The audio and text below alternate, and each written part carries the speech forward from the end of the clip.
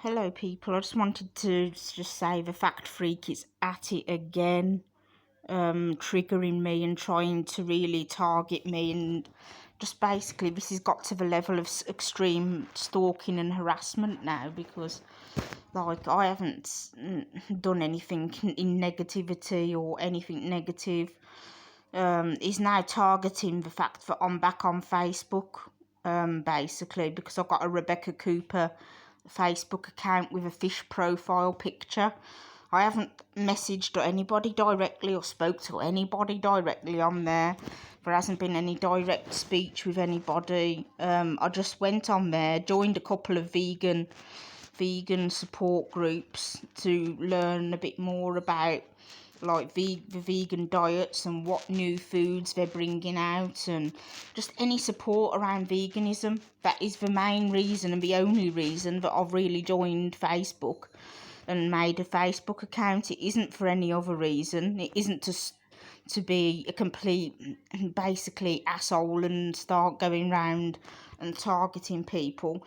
And there is one thing that the government in the United Kingdom are doing now, which means that I can't be accused of all these things now, because the government have now made it law that nobody under the age of 16 is now allowed on social media. You have to be 16 years old to use social media platforms now. So I think that from what Keir Starmer said, they're clamping down mega hard on it now. They want only 16 pluses on social media. Nobody under 16 is allowed on social media.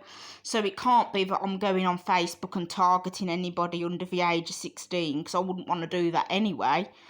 Even if there were under 16s on there, I still wouldn't want to do that.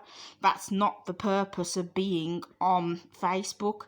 It is purely for vegan support and alcohol support and any other issues that I can think of that I can join a group and be supported by. Mental health, anything like that. There is a lot of really good groups on Facebook that you can get amazing support from. Autism groups, you name it, you can get support on Facebook for it. And it's very hard to get support nowadays. I mean, today I've made phone calls to alcohol rehab centres and alcohol places for my alcohol issues, because it has got extremely out of hand. I've got to the point now where I'm having to drink every day, a certain amount every day. It's not getting me drunk anymore. My body's super hardened to it.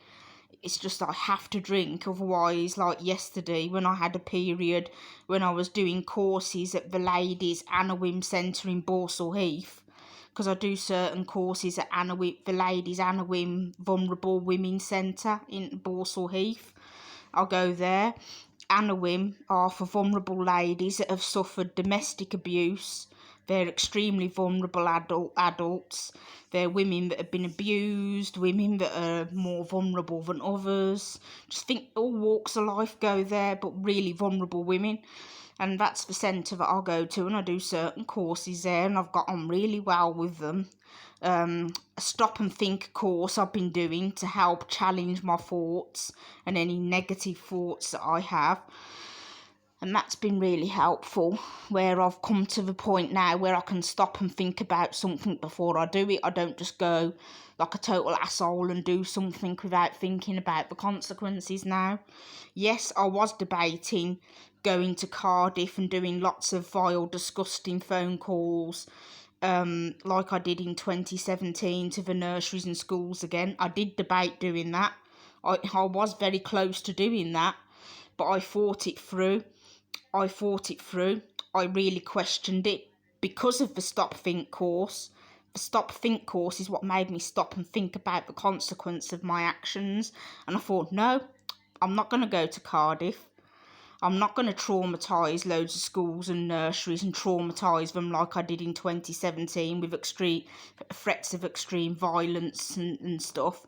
I'm not going to threaten them. I'm not going to go to Cardiff to do it, because the reason I wanted to go to Cardiff was so that I'd get locked up in Eastwood Park prison, so that I could get off with a certain prison guard there, because I was thinking of getting off with the prison guards in Eastwood Park. So that was the reason I wanted to get arrested in Cardiff, because I thought if I go, I get arrested in Cardiff, I can really get it off with the officers in Eastwood Park prison. So that was the reason for that. And I managed to question it and say, this is completely illogical. This is just some evil part of my head telling me all these fantasy, really sick in the head fantasies. And I thought that isn't going to be reality. I'd go to Eastwood Park, because that's the prison for Cardiff catchment area. I'd go to Eastwood Park, but I wouldn't get any sexual relationships with prison guards while I was there. I'd just end up with nothing, losing all my benefits, losing everything. And I questioned it, and I said, no, I'm going to run down all the positives and negatives of going to Eastwood Park prison in Cardiff. And I went through all the positives and all the negatives. There was virtually zero positives, apart from this really weird fantasy in my head about getting a sexual relationship with a prison guard. That was the only thing that was a positive. All the others were negative, negative, negative, negative, negative, negative. Everything was a negative.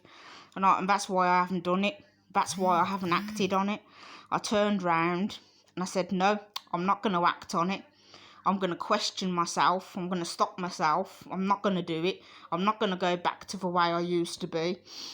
And that's the difference between the old me and the new me. The old me would have just done it without even debating it. I'd have been in Cardiff. I'd have been ringing and threatening all the nurseries and schools in Cardiff. I'd have been in Eastwood Park prison. That's what would have happened if it was the old me. But no, that is proof in the making that I have changed. Proof in the making that I am a far better person than I ever was. But I've got the coping mechanisms and the coping skills to challenge any of these psychotic, weird, loopy thoughts that I have in my head. I can challenge them, and I can say, no, I ain't going to do that. That's a piece of shite. No, I ain't going to do that. No, I ain't going to do that. And I get to weigh it up before I do it. I didn't have the skills before to stop and think about something. I just did it on impulse. It was impulse. It was like do, have to do. But not now. I don't do that now. Otherwise, I'd have been in Cardiff and I'd have been arrested. I'll tell you now, if that was the old me, I'd have been in Cardiff. I'd have been arrested for threatening nurseries and schools in Cardiff. I'd have been going to prison. But no, that would have been the old me. The new me told me not to do it, and I managed to stop myself doing it. Yes, I've been very tempted.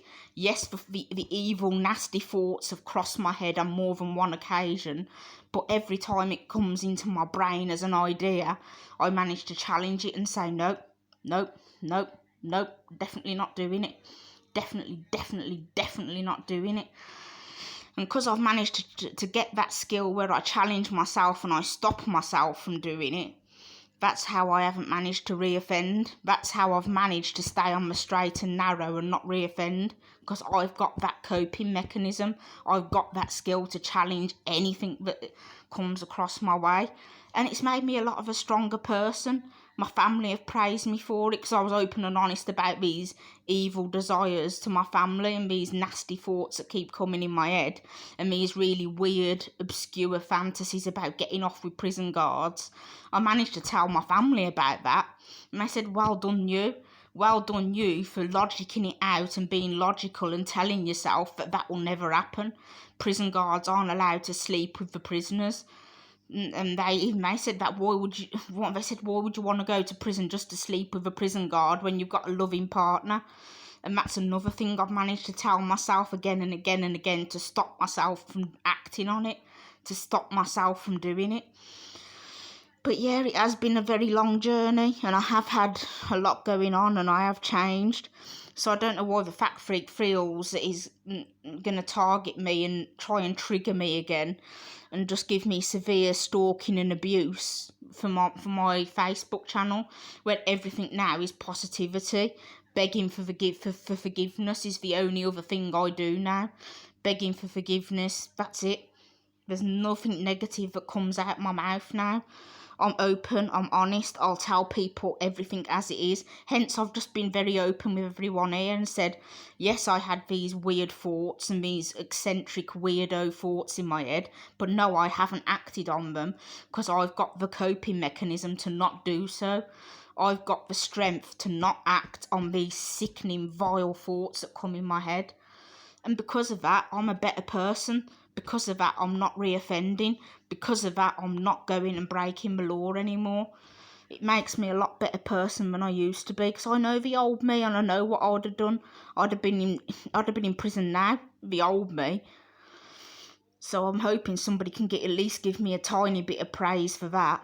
I don't know why people have got to slate me for being back on Facebook. I mean, yeah, it's a fish profile picture with a yellow fishy on, Rebecca Cooper on Facebook. But it is only positivity. There is nothing vile, nothing disgusting, nothing nasty on there. And it's not for a malicious intent. I have behaved myself 100%. I mean, it's mostly just for, like, for veganism things and getting vegan advice or alcohol advice from alcohol groups, mental health help, autism support. That is the only reasons for being on there. There is no other reasons. It isn't because I want to go, oh, pity me, sorry, I'm sorry. That's not the reason for being on there either. I don't want to cry like a baby and go, I'm sorry, please forgive me all the time. If people forgive me, they forgive me. If they don't, they don't. You know, if they don't forgive me, fuck them. I mean, basically, it's got to that point. If you don't forgive me, then fuck off. Basically, who forgives me, forgives me. Who doesn't, doesn't. I don't even care anymore. It isn't even about that. It's about bettering myself in every single which way possible. I haven't reoffended for 2 years now. That's got to be another positivity. And people just to stop stalking me and stop targeting me and abusing me. I had an extreme prank calling scenario recently, which was very traumatic, because I gave all my phone number out on YouTube, and I'd given my phone number out and stuff on YouTube.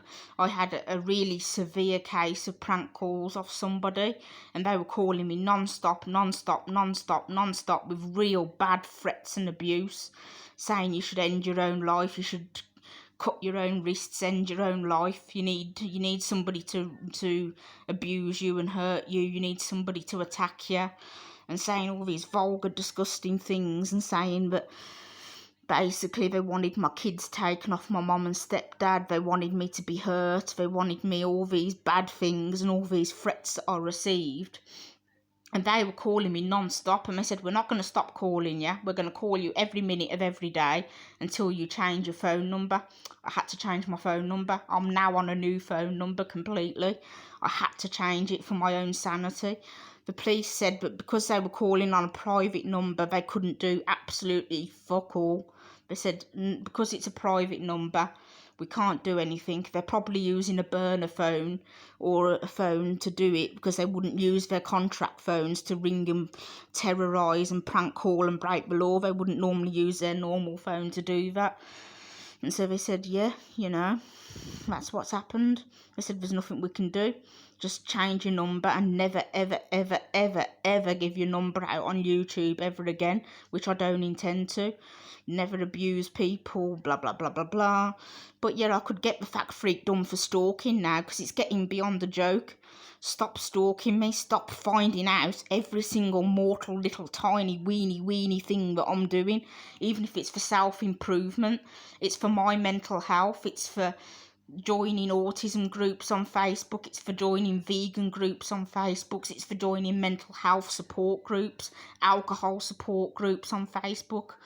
I mean, I've had to get in touch with rehab centres today and say, I'm an alcoholic. I don't want to be. It's making me into somebody I really don't want to be.